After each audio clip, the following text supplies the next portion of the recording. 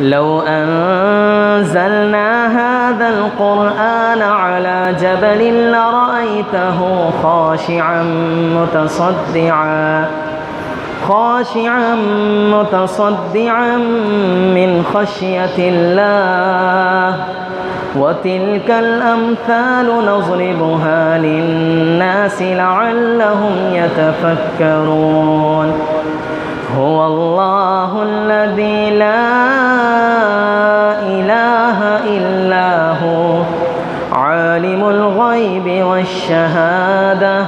هو الرحمن الرحيم هو الله الذي لا إله إلا هو الملك القدوس السلام المؤمن المهيمن العزيز الجبار المتكبر سبحان الله عما يشركون هو الله الخالق البارئ المصور له الأسماء الحسنى يسبح له ما في السماوات والأرض وهو العزيز الحكيم.